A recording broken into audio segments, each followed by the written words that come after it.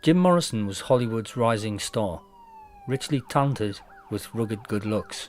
He was the first bad boy of music, and set the bar exceptionally high for up-and-coming rock stars by being the notoriously outlandish singer and songwriter for The Doors. But on the 3rd of July 1971, Morrison was pronounced dead in his Paris apartment in a bathtub. He was just 27 years of age.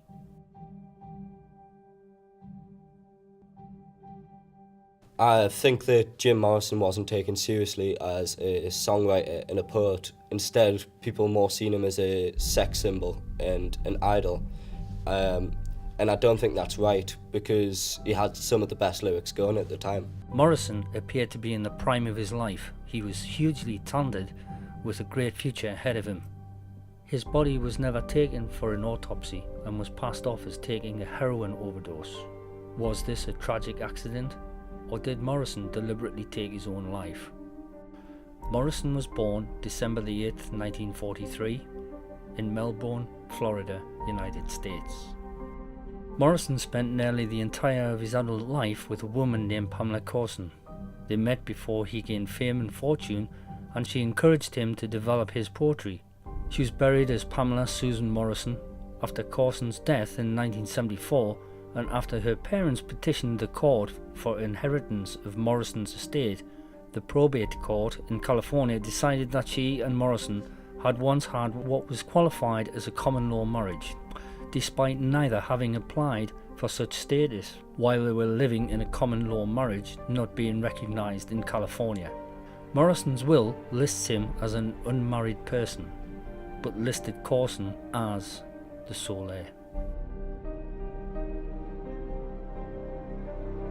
Morrison acquired a few nicknames over the years, including the Lizard King, after a poem he wrote appearing on the sleeve of The Doors' Waiting for the Sun album in 1966, before even signing a record contract with Elektra. Morrison told his bandmates that he would fake his death to increase their notoriety.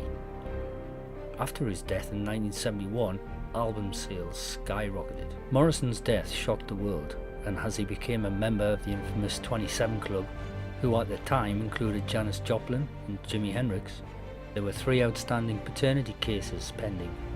People accused him of fathering babies. He went to Paris just after Christmas in 1971 to escape the pressures of Hollywood. In March 1971, he was supposedly found dead in a bathtub of a rented apartment. His death was attributed to heart failure, but no autopsy was ever performed. This is odd considering he was only 27. It seems the medical advisory may have been bribed. Theory 1. He took an accidental heroin overdose in his apartment, his girlfriend fell asleep, and they never called an ambulance. Theory 2.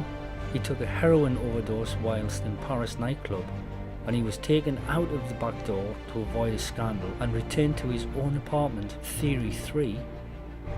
He faked his own death. He often joked about fleeing to Africa and changing his name. There have been various alleged sightings of him in Australia and other places over the years. So yeah, it was quite clear that Jim Morrison was not in a good place sort of towards the end of his life. He'd changed his appearance a lot. He was sort of becoming quite overweight. He'd shaved his hair off, grew a large beard, and just when you take all those things into consideration, it's clear that something was going on. His drug intake had increased for one thing, so there's these things to think about. And it's you ask yourself why, and it probably comes down to the Hollywood pressures of it all. Like all that pressure to have on one person, it's going to push them down a tough road, and it led to the end of his life.